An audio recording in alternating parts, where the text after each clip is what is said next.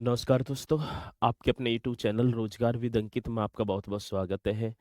मित्रों, आशा करता हूं कि आप सभी अच्छे होंगे, बढ़िया होंगे, खुशहाल होंगे और जहां भी होंगे एकदम बेहतरीन होंगे। सुबह के बज चुके हैं 9 और आप सभी को पता है कि 9 बजे हमारी एक सेवक और पायलट बैच में बहुत बेहतरीन हिस्ट्री की क्लास स्टार्ट होती है, जैसे कि आप बाकी दिनों से करते भी आ रहे हैं। अभिषेक कुमार जी हमारे साथ हैं। गुड मॉर्निंग सर जी, गुड मॉर्निंग। नीसू कुमार भी हैं। गुड मॉर्निंग सर जी। अंकित कन्नौजिया हमारे साथ हैं। विवेकानंद जी हैं। चलो ठीक है। पवन पासवान जी, सद्दाम हुसैन जी, गुड मॉर्निंग सर जी।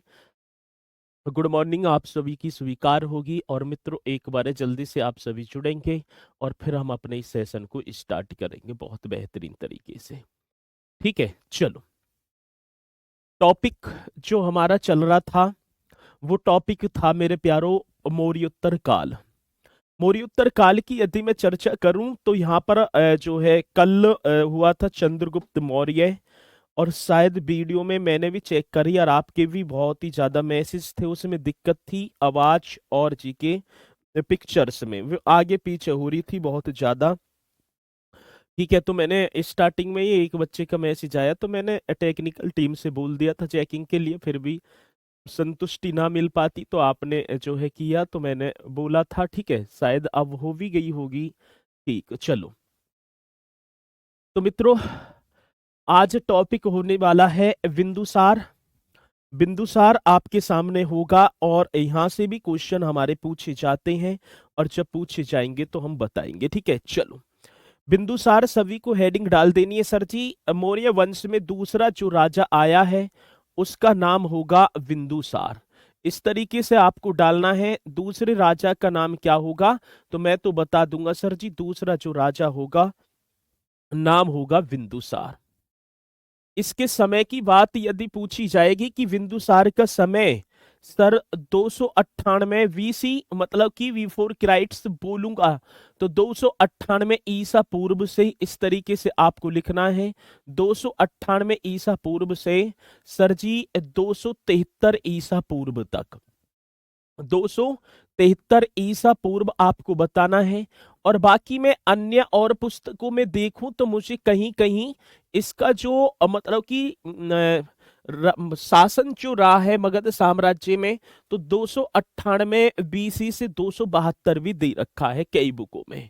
ठीक है, तो कई बुकों में हाँ मौर्य काल अब देश में नहीं है। अरे भैया, अब ना है, पहले की बात बता रहा हूं मैं। ठीक है, ज्यादा मतलब कि दिमाग मत लगाया करो कि आगे तक की मत सोचो। जो टॉपिक चल रहा है उसी पे करे करो। ठीक है, चलो। तो चलो, बहुत बढ़िया। हर हर महादेव। भाई मैं आज बताऊं तो थोड़ा सा मुझे हो रहा बुखार। ठीक है, तो वो एनर्जी ना बनेगी तो उसके लिए माफी चाहूंगा। पर हंसी राम तुम्हारे सामने नहीं कहेंगे गुरुजी कैसे जो है मुंह फुला के पढ़ा रहे हैं या कैसे हो रहे हैं। तो मेरी तबीयत हो रही है खराब और मैं बस लगा रहूंगा, उसके लिए माफी चाहूंगा। ठीक है ना। तो आवाज से भी आपको महसूस हो रहा होगा। तो ठीक है, सभी के कमेंट्स मेरे पास तक आ रहे हैं तो थोड़ा सा ध्यान रखेंगे। तो बाकी बुकों की भी मैं देखूं तो कहीं कहीं मुझे 272 बीसी भी दे रखा है। कितना सर जी? 272। लेकिन एग्जैक्ट टाइम की बात होगी तो 298 बीसी से बीसी से 273 बीसी तक ही दे रखा है। चलो, अब बात आती है सर जी बिंदुसार के पिता के नाम की। पहले हम इसके जीवन परिचय के बारे में मैं आपको बताऊंगा। पिता का नाम आप ही लिखते चलेंगे सर। माता का नाम भी मुझसे पूछा जाएगा। माता का नाम भी मैं बताऊंगा कि माता का नाम क्या था। चलो, तो ये दोनों कई बार क्वेश्चन आ जाता है कि बिंदुसार के पिता का नाम क्या था तो आप बताएंगे सर जी चंद्रगुप्त मौर्य।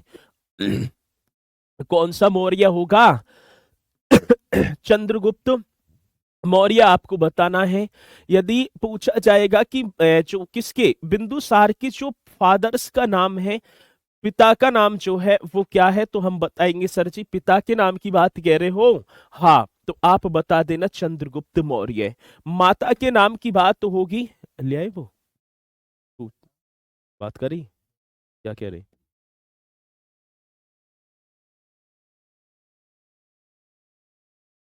ठीक है, माता के नाम की बात होगी तो दुर्धरा आपको बताना है। ठीक है, क्या बताएंगे? दुर्धरा आपको बताएंगे।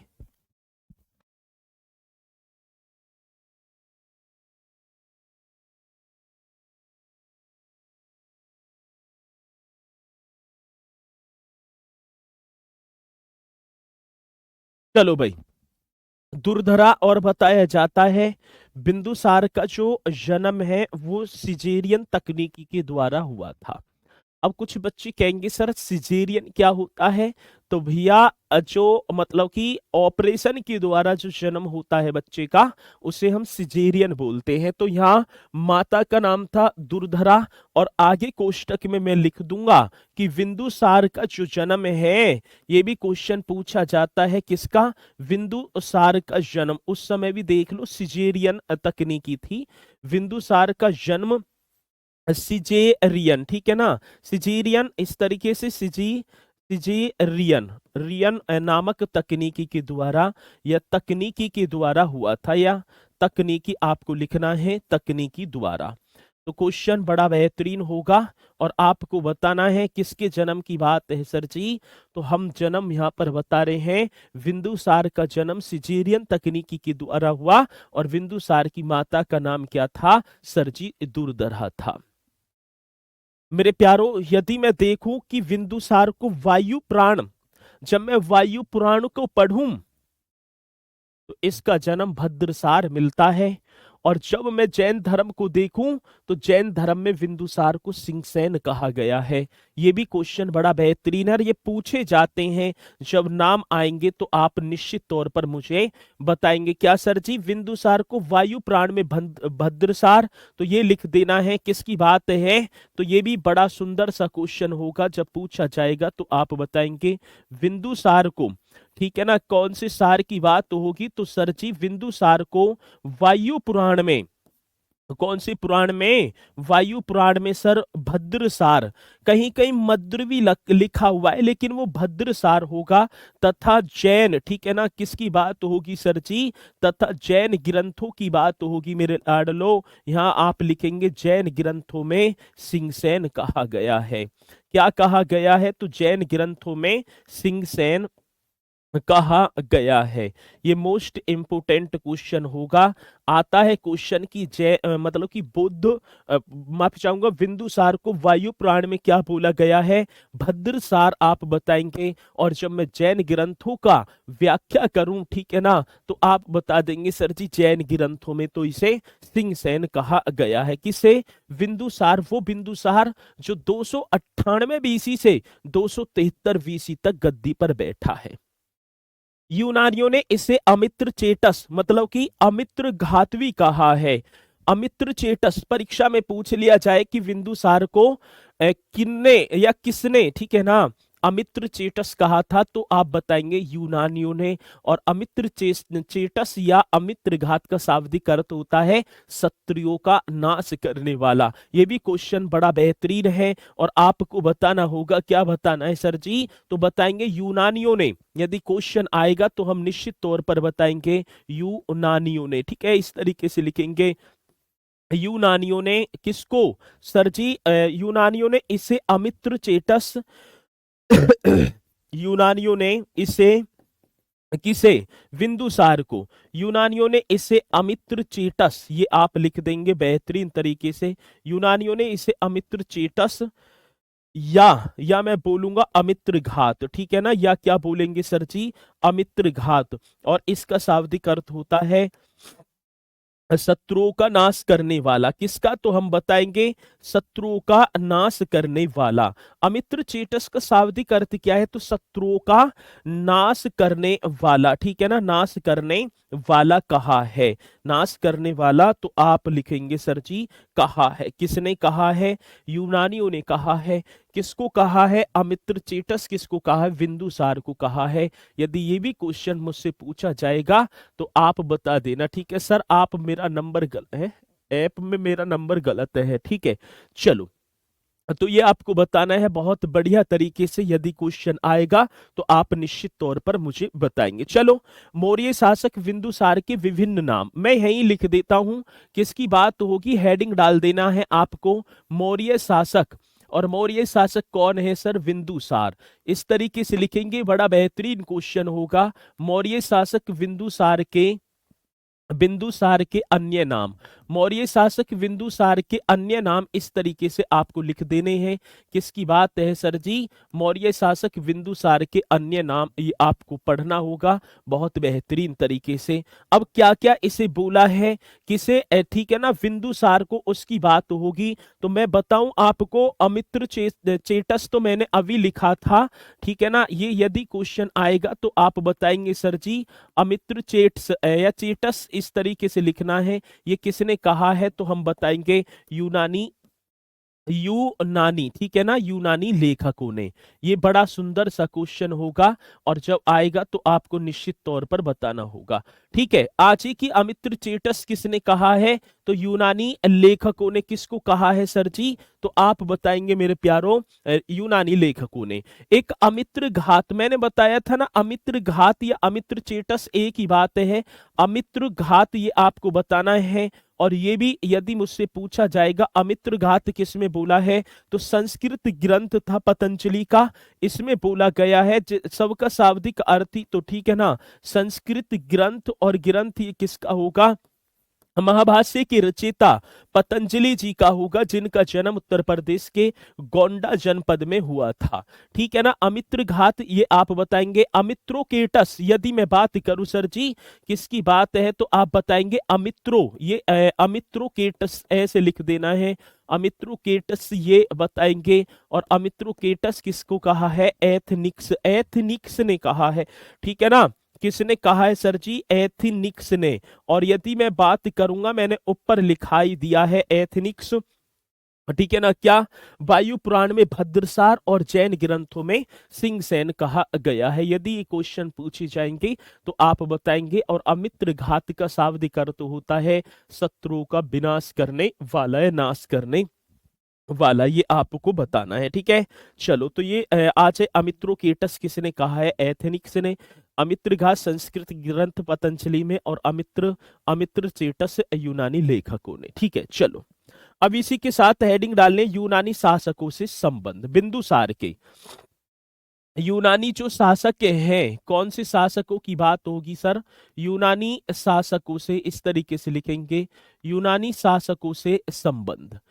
ठीक है, किसके संबंध की बात है यहाँ पर सर जी, यूनानी शासकों से संबंध आप बताएंगे। और बात किसकी होगी मेरे प्यारों, बिंदुसार। जो यूनान है ना, यूनान की राजधानी एथेंस, या एथेंस की राजधानी यूनान, ठीक है ना, उल्टा हो गया। तो उनसे मतलब कि यूनान से अमित्र चेटस, या बोलूं मैं बिंदुसार के क्या क्या संबंध रहे हैं, किस राजदूत को इनके दरबार में भेजा है, वो सारी बातें यहाँ पर हम जो है विचार विमर्श करते चलेंगे, जो हमसे परीक्षा में भी पूछी जाती है। मेरे प्यारों, प्लिनी के अनुसार, एक प्लिनी बहुत बड़े शासक हुए हैं। प्लिनी के अनुसार, किसके अनुसार की बात है, तो सर प्लिनी के अनुसार मिस्र के शासक थे। मिस्र अफ्रीका महाद्वीप का एक देश है। मिस्र के शासक टॉलमी द्वितीय, जिन्हें फिलाडेल्फस भी हम बोलेंगे, उनसे इनके गहरे संबंध थे। उन्होंने राजदूत भी भेजे हैं, इनके दरबार में आए हैं। ठीक है, तो इन बारे डाइमेकस नामक राजदूत आया, और राजदूत इनके दरबार में आए हैं। सूखे अंजीर मदिरा दार्शनिकों के लिए इन्होंने वहां पर घोषणाएं की थी। ये सारी चीजें हम जो है विचार विमर्श करते चलेंगे। मेरे प्यारों, किसकी बात होगी, तो मैं आपको बताऊंगा प्लिनी के अनुसार। किसके अनुसार है, तो सर जी प्लेनी के अनुसार, ये आपको लिखना है। बड़ा सुंदर सा क्वेश्चन होगा। प्लेनी के अनुसार मिस्र के शासक, कहाँ के शासक हैं, तो सर प्लेनी के अनुसार मिस्र के शासक हुए। ये आप ही को बताना है। प्लेनी के अनुसार मिस्र के शासक, और मिस्र के शासक का नाम था टॉलमी द्वितीय। कौन से द्वितीय की बात है, तो मिस्र के शासक टॉलमी द्वितीय, ये आपको लिखना है। तो कहाँ के हैं, किसके अनुसार की बात है सर, प्लिनी के अनुसार जो फिलाडेल्फस ने एक डायनोसिस नामक राजदूत था, डायनोसिस, ठीक है ना। तो पहले लिखना है प्लिनी के अनुसार मिस्र के शासक टॉलमी द्वितीय, या मैं बोल दूंगा फिलाडेल्फस, ठीक है ना, इस तरीके से करना है, फिलाडेल्फस, फिलाडेल्फस ने पूरा नाम था इसका, ठीक है ना। किसकी बात है सर, प्लेनी के अनुसार मिस्र के शासक फिलाडेल्फस ने, ठीक है ना, डायनोसिस, कौन सा होगा सर जी, तो हम बताएंगे फिलाडेल्फस ने डायनोसिस नामक राजदूत, ये बड़ा बेहतरीन क्वेश्चन है, डायनोसिस नामक राजदूत, इस तरीके से आपको लिख देना है, डायनोसिस, ठीक है, डायनोसिस नामक राजदूत, डायनोसिस ऐसे लिख देंगे ना, डायनोसिस नामक नामक राजदूत सर जी, डायनोसिस नामक राजदूत किसके दरबार में भेजा था, तो नामक राजदूत आप बताएंगे, नामक राजदूत बिंदुसार के दरबार में भेजा था, बिंदुसार के दरबार में भेजा था, एक राजदूत है, नामक राजदूत बिंदुसार के दरबार में भेजा था, ये आपको बताना है दरबार। अब क्वेश्चन ये बड़ा बेहतरीन बन जाता है, क्या बन जाता है सर जी, तो मुझे एक बात बताओ कि डायनोसिस नामक राजदूत किसके, ठीक है ना, डायनोसिस नामक जो राजदूत है वो किसके दरबार में भारत आया था, तो आप बताएंगे सर जी बिंदुसार के दरबार में भारत आया है। किसने भेजा है, तो मिस्र के शासक टॉलमी द्वितीय फिलाडेल्फस ने भेजा है। तो ये क्वेश्चन पूछा जाता है, आता है तो आप निश्चित तौर पर बताएंगे, ठीक है ना। गुरुजी आपकी कल वाली वीडियो सही नहीं चल रही है, मैंने चेक तो करवा दी है, उन्होंने शायद अपलोड भी कर दी होगी, तो एक बार मैं और देख लूंगा, ठीक है ना। चलो, तो रात थोड़ी सी तबीयत ज्यादा ही खराब थी तो मैं ना देख पाया, मैंने वैसे बोल दिया था तभी के तभी, ठीक है। चलो, तो ये जो है आपको बताना है, प्लेनी के अनुसार जो मिस्र के शासक टॉलमी द्वितीय फिलाडेल्फस ने डायनोसिस नामक राजदूत किसके दरबार में, तो हम बताएंगे सर जी ये भेजा था भाई साहब बिंदुसार के दरबार में, ठीक है। चलो जी, अभी क्वेश्चन पूछा गया स्ट्रेबो के अनुसार, ये लेखक हैं, स्ट्रेबो के अनुसार सीरिया के शासक एंटियोकोकस प्रथम ने डाइमेकस नामक राजदूत किसके दरबार में भेजा था, तो आप बताएंगे सर जी बिंदुसार के दरबार में। ये सारे पॉइंट आपको लिखते चलने हैं, स्ट्रेवो की बात होगी, अब के बात किसकी होगी, तो हम बताएंगे सर स्ट्रेवो, स्ट्रेवो ये लिखना है, स्ट्रेवो के अनुसार, मोस्ट इंपोर्टेंट क्वेश्चन होगा, स्ट्रेवो के अनुसार, किसके, स्ट्रेवो के अनुसार शासक कहाँ के हैं सर जी, तो आपको बताना है सीरिया के शासक, ठीक है ना, कहाँ के, सीरिया,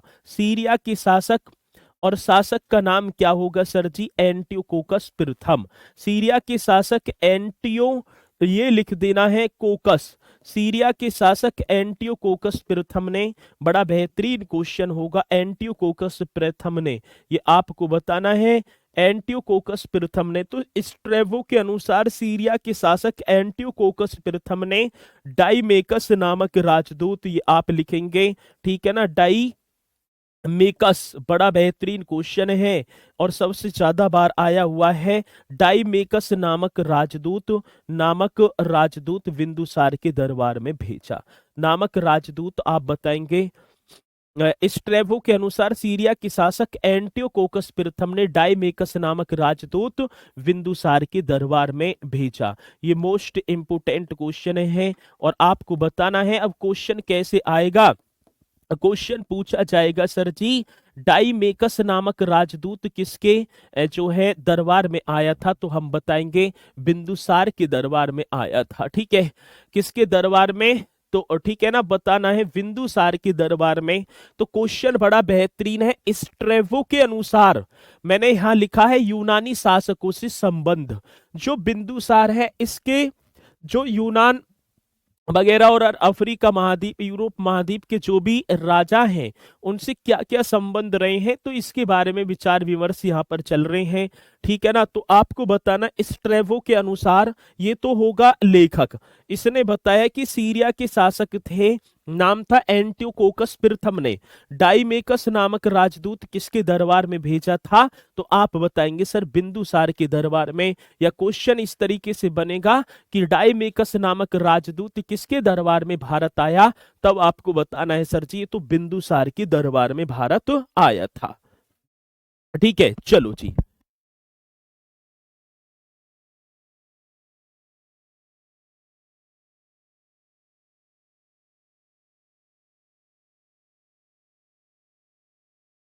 ठीक है भाई, ये सर ये राजदूत करते क्या है राजाओं के दरबार में जाकर, प्लीज बता दो। आज भी देखे होंगे तुमने, उस समय भी राज भी। हमारे देश के अन्य देशों में राजदूत हैं और अन्य देशों के हमारे देश में राजदूत हैं।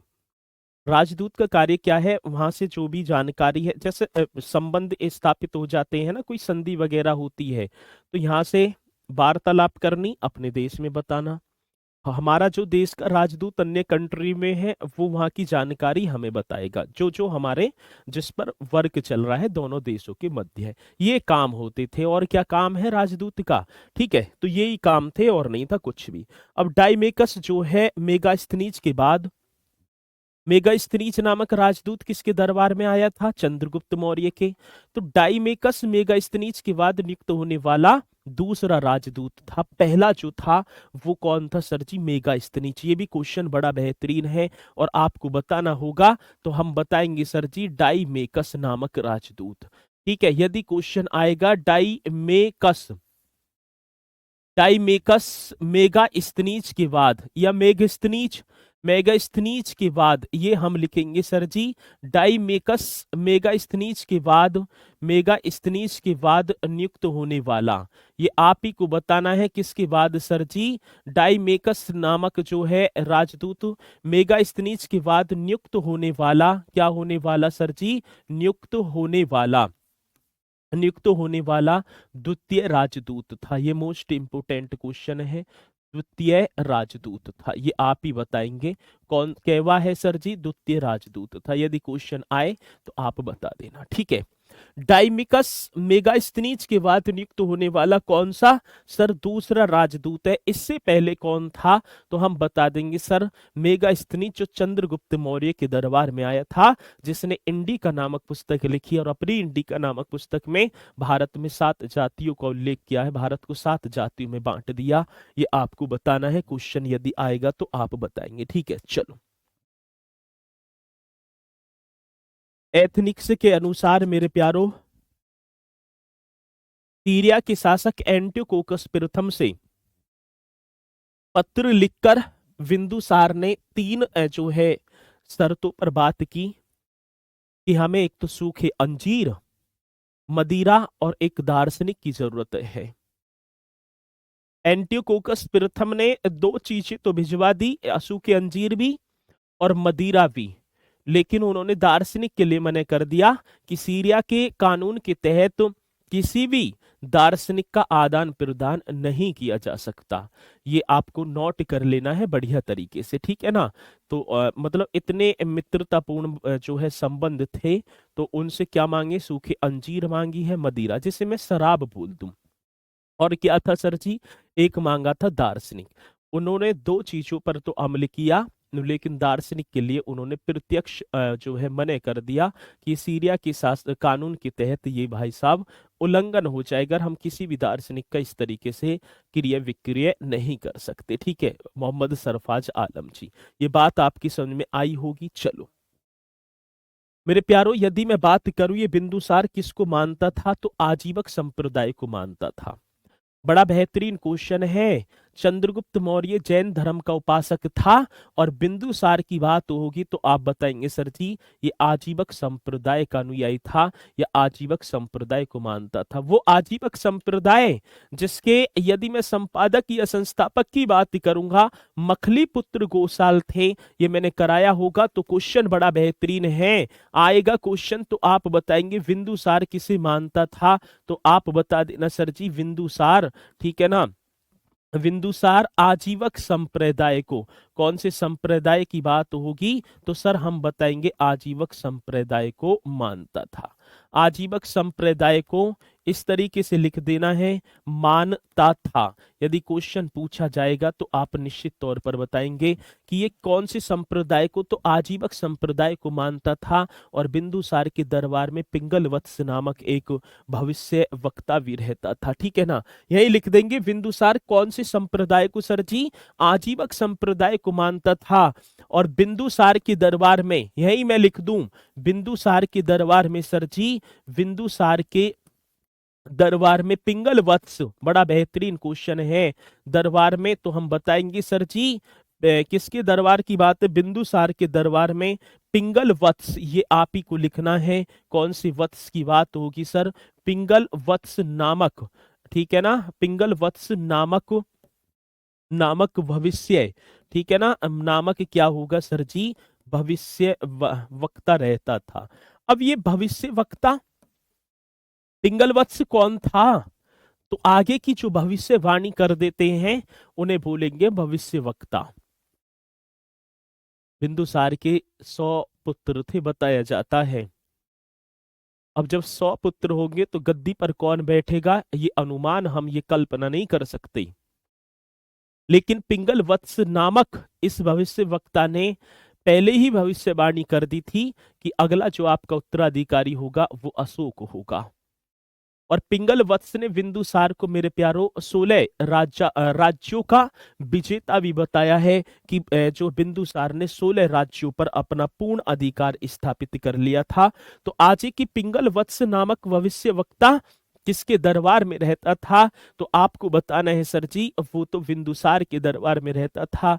और बिंदुसार किस संप्रदाय का अनुयायी था, तो हम बताएंगे सर जी आजीवक संप्रदाय का। ठीक है, कौन सी संप्रदाय की बात होगी, तो सर आजीवक संप्रदाय आपको बताना है। ये क्वेश्चन बड़ा बेहतरीन है। ठीक है, चलो मित्रों, बिंदुसार के दरबार में 500 सदस्य वाली एक मंत्री परिषद थी। मतलब कि बिंदुसार का जो साम्राज्य इतना बड़ा था कि उसके दरबार में 500 सदस्यों की मंत्री परिषद थी। देखोगे कितने 500 सदस्य मंत्री थे जिन्हें खल्लाटक कहा जाता था। ये भी आप लिखेंगे, बड़ा बेहतरीन क्वेश्चन है सर जी। बिंदुसार, बड़ा सुंदर सा क्वेश्चन होगा और आप सभी को बताना है किसकी बात है सर, बिंदुसार के दरबार में 500 सदस्यों की, किसकी सर जी, 500 सदस्यों वाली एक मंत्री परिषद थी। बिंदुसार के दरबार में बताना है, बिंदुसार के दरबार में 500 सदस्यों वाली, 500 मैं बताऊंगा तो आप बताएंगे 500 सदस्यों वाली मंत्री परिषद थी। 500 सदस्यों वाली सर जी, 500 सदस्यों वाली मंत्री परिषद थी। आपको लिख देना है कौन सी परिषद थी, 500 सदस्यों वाली मंत्री परिषद थी।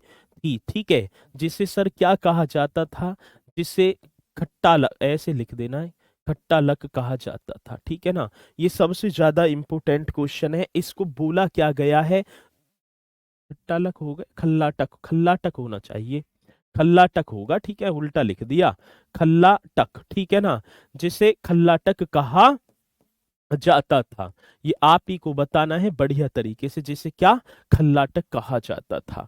बिंदुसार के दरबार में 500 सदस्यों वाली एक मंत्री परिषद थी जिसे खल्लाटक कहा जाता था, ये भी आप बताएंगे। ठीक है ना, चलो अब खल्लाटक बोलेंगे ना तो जैसे मंत्री परिषद है, जैसे आज हम संसद बोलते हैं, उस समय 500 सदस्य वाली मंत्री परिषद को क्या कहते थे, खल्लाटक कहते थे। और किसके दरबार में, बिंदुसार के दरबार में रहा करती थी। तो ये आपको बताना है बढ़िया तरीके से।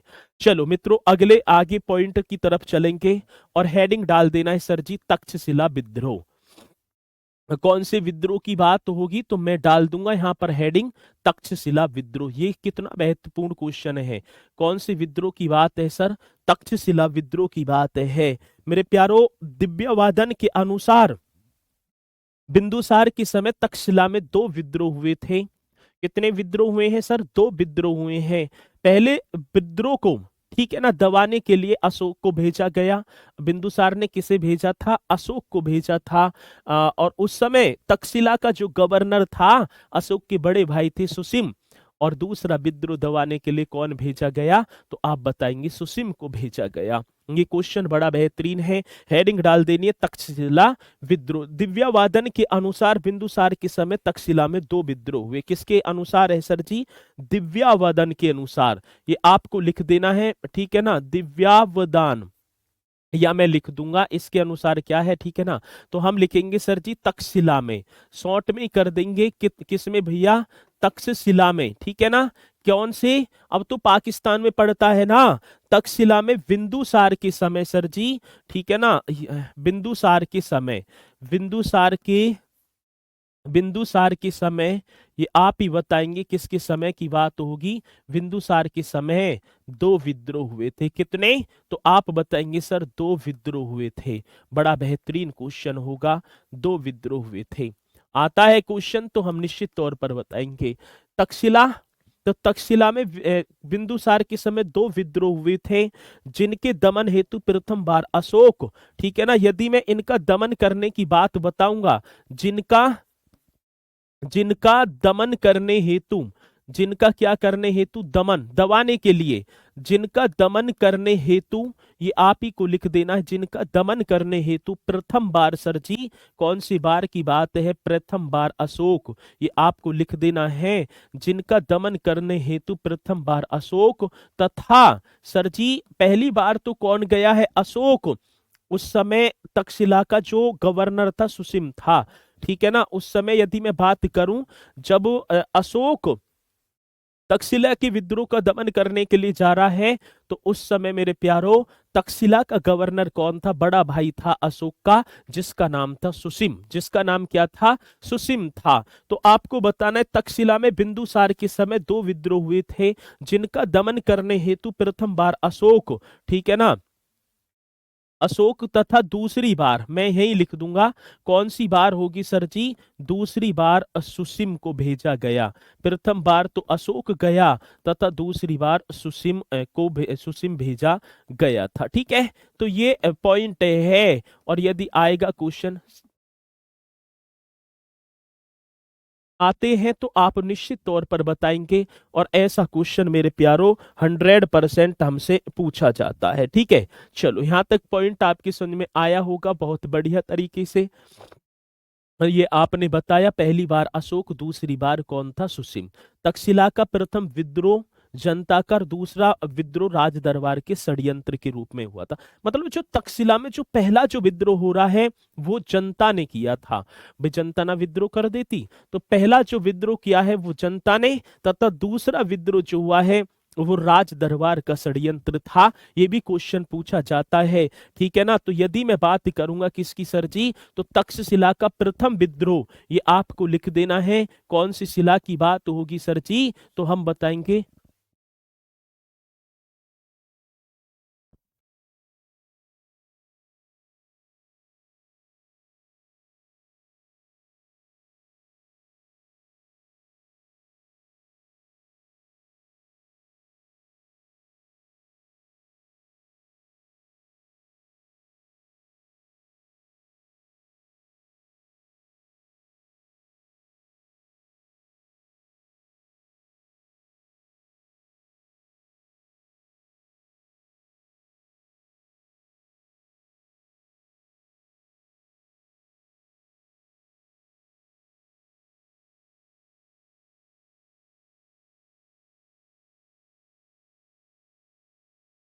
चलो भाई, सही ना चल रही वीडियो है, चलो ठीक है, चल रही है सर जी। तक्षशिला का जो प्रथम विद्रोह जनता का, ये पूछा जाता है। तक्षशिला का जो प्रथम विद्रोह है मेरे प्यारो, तक्षशिला का प्रथम विद्रोह आपको लिख देना है, तक्षशिला का प्रथम विद्रोह जनता का, जनता का, तथा तथा दूसरा, तथा क्या होगा सर जी, दूसरा विद्रोह, तक्षशिला का प्रथम विद्रोह जनता का, तथा दूसरा विद्रोह राज दरबार के, राज दरबार षड्यंत्र का, षड्यंत्र का परिणाम था। ये बताना है षड्यंत्र का परिणाम था। ये क्वेश्चन पूछा जाता है। परिणाम था, मतलब पहला जो विद्रोह किया था वो जनता ने कर दिया, और दूसरा विद्रोह राज दरबार में ही षड्यंत्र हो गया। तो ये दोनों विद्रोह हैं, इन्हें दबाने के लिए पहले अशोक को भेजा गया और उसके बाद सर जी सुसीम को भेजा गया। कह रहे हैं सुसीम कौन है? सुसीम अशोक का बड़ा भैया है। कह भी रहे बताऊं, बताई नहीं। मैं तो वैसे ही परेशान हूँ और मैं पहले ही कह रहा था, फिर भी जो है करना ही, दिक्कतबाजी तुम्हें करनी करनी। ठीक है चलो, तो बताएंगे, मतलब कि सुसीम अशोक का बड़ा भैया है। मैंने पहले ही बताया कि अशोक का बड़ा भैया था। चलो, जब प्रथम बार विद्रोह हुआ है और अशोक गया था, तो उस समय मेरे प्यारो, जो अशोक जो था उज्जैन के गवर्नर के रूप में गया था, मतलब उस समय उज्जैन का गवर्नर था। किसका गवर्नर की बात होगी? उज्जैन का गवर्नर आपको बताना है। ठीक है, यदि क्वेश्चन आएगा तो हम निश्चित तौर पर सर जी बताएंगे। अगला पॉइंट चलेंगे। तारा, एक बुद्ध विद्वान तारानाथ है मेरे प्यारो, बुद्ध विद्वान थे। तारानाथ के अनुसार बिंदुसार ने 16 राज्यों पर विजय प्राप्त की थी, और बिंदुसार का जो राजपाट है एक समुद्र से लेकर दूसरे समुद्र तक फैला हुआ था। तो बिंदुसार इतना पावरफुल व्यक्ति था। तो आपको बताना है सर जी कौन सा बुद्ध विद्वान हुए हैं। और बुद्ध, चलो मैं नहीं लिख दूंगा, तारानाथ के अनुसार। ये तारानाथ कौन है? बुद्ध विद्वान है तारानाथ के अनुसार, या आप लिख लेना बुद्ध विद्वान तारानाथ के अनुसार मेरे प्यारो। बुद्ध विद्वान तारानाथ के अनुसार बिंदुसार ने, कौन से सार की बात होगी सर जी? तो हम बताएंगे बिंदुसार ने 16 राज्यों पर विजय पाई थी। कितने? तो आप बता देना, 16 राज्यों पर सर जी, 16 राज्यों पर विजय विजय पाई थी। कितना सुंदर क्वेश्चन होगा, 16 राज्यों पर विजय पाई थी। ठीक है ना, 16 राज्यों पर विजय पाई, बड़ी खुशी की बात है सर। बौद्ध विद्वान तारानाथ के अनुसार बिंदुसार ने कितने? 16 राज्यों पर विजय प्राप्त की, एवं अपना साम्राज्य एक समुद्र से दूसरे समुद्र तक फैला दिया। ठीक है ना, तो ये बता देंगे तारानाथ के अनुसार बिंदुसार ने 16 राज्यों पर विजय पाई थी और अपना साम्राज्य एक समुद्र से दूसरे समुद्र तक फैला दिया था। ठीक है, तो ये आप बताएंगे। ठीक है, 16 राज्य कौन से थे सर जी? क्या पीसीएस की तैयारी कर रहे हो? 16 राज्य तो बुकन में बिना दे रखे के कौन कौन से उस समय। ठीक है, ज्यादा इतना भी दिमाग मत लगाओ कि कतई डीपली घुस जाओ। ठीक है, तो तारानाथ के अनुसार, ऐसे तो पीसीएस में भी ना पूछेगा 16 राज्य कौन से थे। तो तारानाथ के अनुसार बिंदुसार ने 16 राज्यों पर विजय पाई थी, ऐसा बताया बुद्ध विद्वान तारानाथ ने, और अपना साम्राज्य एक समुद्र से दूसरे समुद्र तक फैलाया।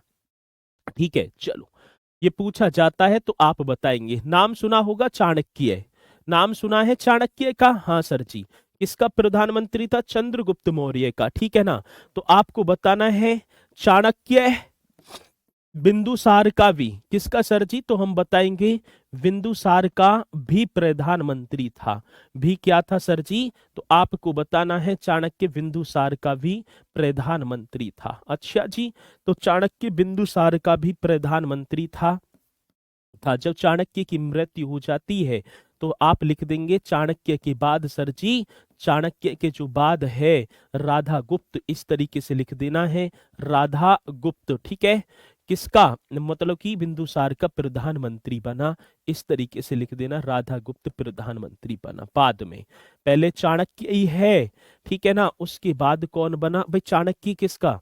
चंद्रगुप्त मौर्य का भी प्रधानमंत्री और बिंदुसार का भी प्रधानमंत्री। और जिस समय चाणक्य की मृत्यु हो जाती है तो आप बताएंगे सर जी उसके बाद राधा गुप्त प्रधानमंत्री बनता है। ठीक है चलो, भारत आजाद हुआ तब 16 स्टेट थे, तो 16 कहाँ से आए? अच्छा, कब हुआ भारत आजाद? अब यदि मैं प्राचीन देखूं तो 16 महाजनपदों का उल्लेख तो हमें वैसे ही मिल रहा है। ए भैया, 16 महाजनपदों का उल्लेख तो वैसे ही मिल रहा है। ये नामाकरण ही तो हुए हैं बाद में। ठीक है, तो ज्यादा बहुत बढ़िया। ठीक है, तो 16 महाजनपद, और महाजनपद उस समय राज्यों को ही कहा गया है। तो यदि मैं देखूं तो 16 महाजनपद तो वैसे ही हैं। ठीक है, चलो। तो चाणक्य बिंदुसार का भी प्रधानमंत्री था, और चाणक्य के बाद राधागुप्त क्या बना है सर जी? प्रधानमंत्री बना है। तो ये होगा हमारा बिंदुसार वाला पॉइंट। ये हमारा कौन सा पॉइंट है? ठीक है ना, तो आप बताएंगे सर जी, ये होगा, तो आप बता देना बढ़िया तरीके से, बिंदुसार। अब इसी के बाद जो गद्दी पर बैठता है तो उसका नाम होगा अशोक। उसका नाम क्या है? अशोक। तो एक बार जल्दी से आप अशोक हेडिंग डाल देंगे। ठीक है ना, चलो जी, अशोक जल्दी से हेडिंग डालेंगे। ठीक है,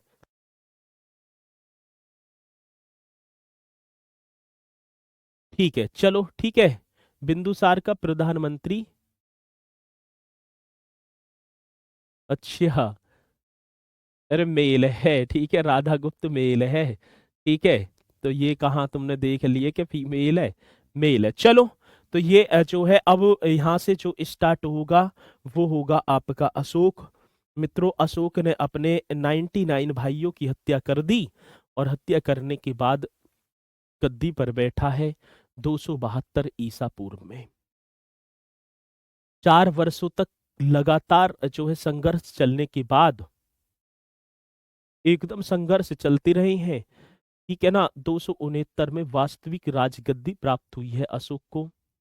और राजगद्दी के बाद 8 वर्ष के बाद मेरे प्यारो 261 ईसा पूर्व, आपने देखा होगा कलिंग का युद्ध हुआ है।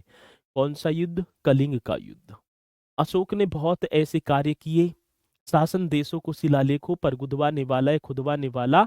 भारत का पहला शासक कौन होगा? अशोक होगा। ठीक है ना, अशोक की शिलालेख आज भी खोजे जा रहे हैं। ये सारी चीजें हम पढ़ेंगे सर कल। ठीक है, तो हम क्या है, हम पढ़ेंगे अशोक से कल, और इन्हें बहुत बढ़िया तरीके से आप जो है करना। ठीक है, तो इसी के साथ मित्रों मैं अपनी वाणी को दूंगा विराम। तो इन्हें बढ़िया तरीके से याद करना है सभी को। ठीक है, चलो, तो इसी के साथ मित्रों फिर नेक्स्ट मिलेंगे। तो इसी के साथ मैं अपनी वाणी को दूंगा विराम। तो सभी बोलेंगे सर जी, जय हिंद, जय भारत।